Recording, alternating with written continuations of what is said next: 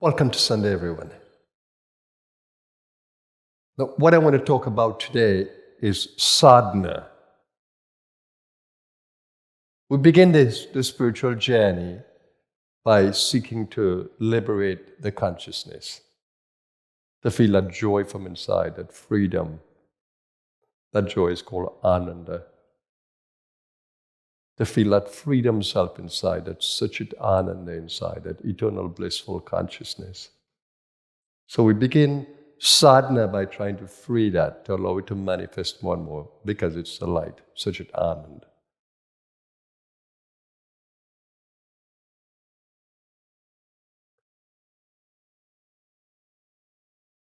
But it's a dark world. First of all, we have the karmic patterns of the past. So when you're born in this life, you've come with a baggage already.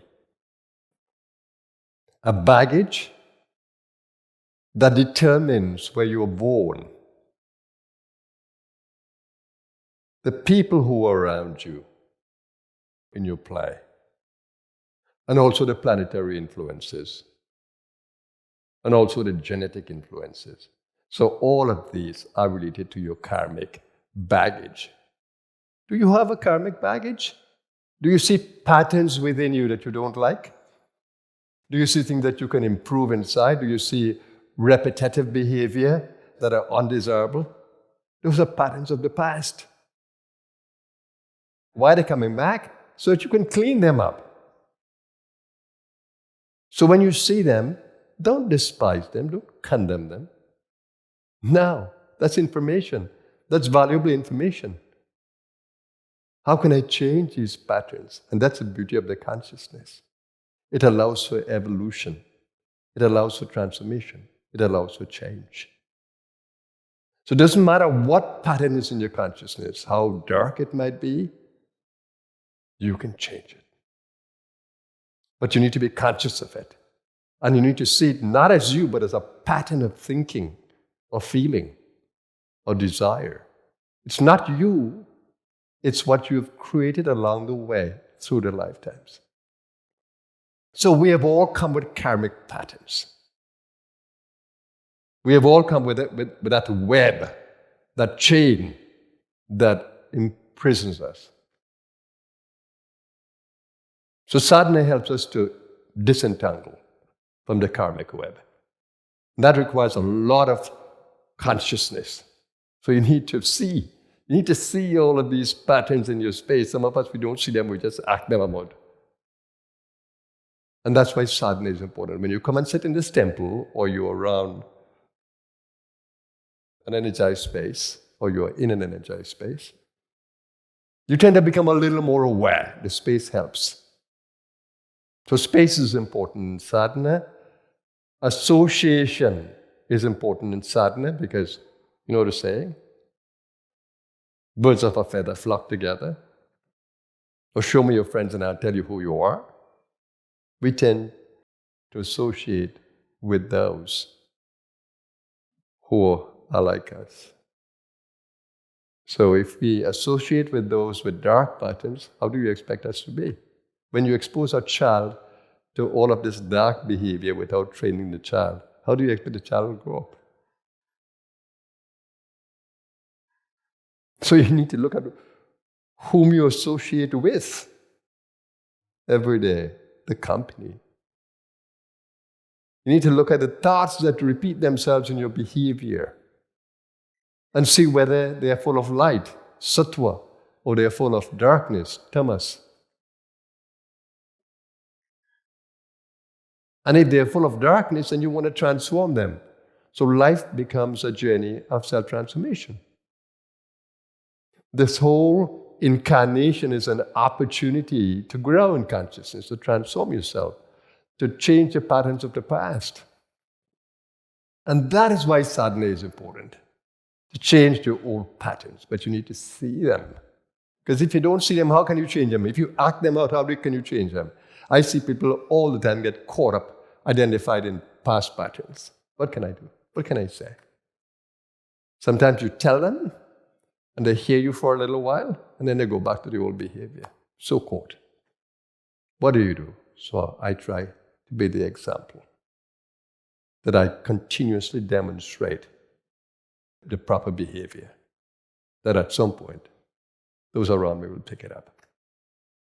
And I continue. I do sadhana. Do I need sadhana? Yeah, I do. Why? Because I'm in a dark space. I'm in a dark world. I'm in a cruel world. So I need sadhana. I need sadhana first to protect my body from all these influences, to protect my mind from all these influences. And I need to change the space around me, no matter where I am.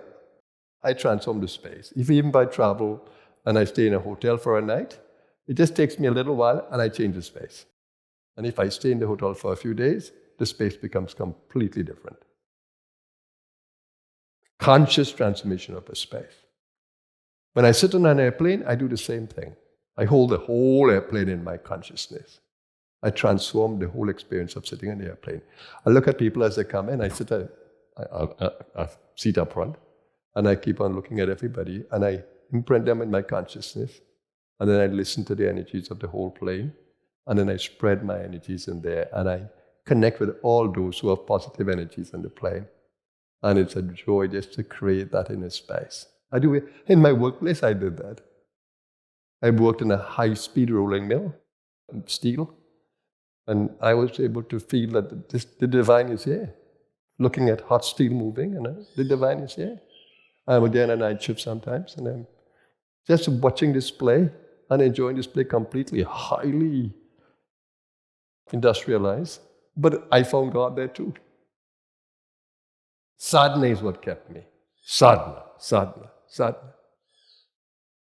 Since India and the awakening to that spiritual potential and spending the years in sadhana, even though I worked in the world, but sadhana was my mainstay.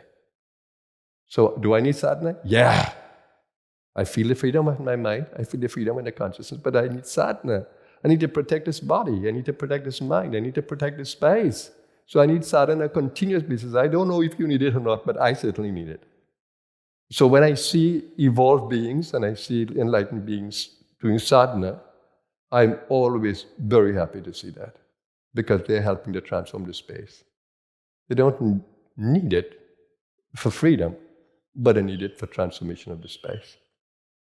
If I'm in a space, I want to cleanse the space. I want to transform it. I want to keep it full of light. What do you do with your space? How do you go to bed? I wonder sometimes how you go to bed. Do you go to bed full of the darkness of the day? Or do you take a little time to transform the consciousness before you go to bed? You'll be amazed at how more restful your body becomes when you transform the consciousness before you put it to sleep. The body is a creature, it's an animal. And if you stress the body out before you go to sleep, the body can't sleep properly. But if you smoothen out the energies in the body before you go to bed, oh my God.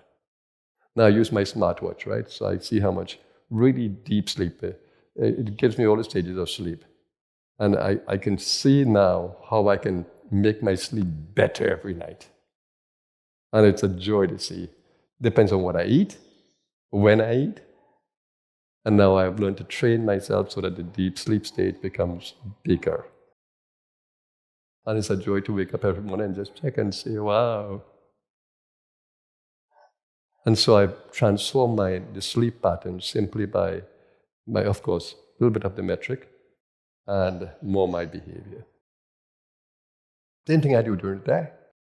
My smartwatch checks my stress levels, and I learn how now not to transform the stress levels. So I'm in the temple during the midday and other times, and I love just sitting and transforming the whole body's condition. So these things, these gadgets, they're important, but after a little while you don't really need them. But they're very instructive in terms of biofeedback. They give you an idea of how you're treating with the body, because sometimes we can override the body, right? Like I have done so for some years, just out of trying to help people. But I pull back and I nourish the body. My body gets my first priority, always, especially at this stage of my life, and I absolutely love it. And the body's resilient. Once you take care of it, it takes care of you. And I absolutely love that. So sadhana becomes very important for all of us to protect the mind, to protect the body, to nourish the body, and to help us, if we are still growing in the light, to help us to change the old patterns that bind and to free ourselves from the karmic web. That's why sadhana is so important. And we have created a space for sadhana. And this space, I protect this space with everything that I have. I walk this space every day, and I spread my energy in the space. And even though I'm sitting in my house, but I hold the entire space in my being. Every night I come down and spend time around the temple with my dog, and we completely enjoy this space. She comes and sits with me, she walks around, sits with me, and we just sit in the silence of the space. I take her to the lingam, I take her to the temple, and it's a joy just to sit with an animal. And she comes back to me continuously. No, because I rub her heart chakra, and I rub her head chakra, and then I rub her back, her base chakra, and then she comes back and she wants more. To see how even an animal will respond to the beauty of sadhana. So please take care of your bodies, take care of your minds, take care of the journey, be mindful. Life is a beautiful journey if it's purposeful. If you're aligned to divine purpose and life purpose, it's a beautiful, beautiful journey. And you can be completely protected in this journey because our day is dark. You can be completely protected in this journey if you arm yourself with sadhana. It becomes your armor. So have a blessed Sunday, everyone. Enjoy speaking to you always. Happy Sunday. Namaskar.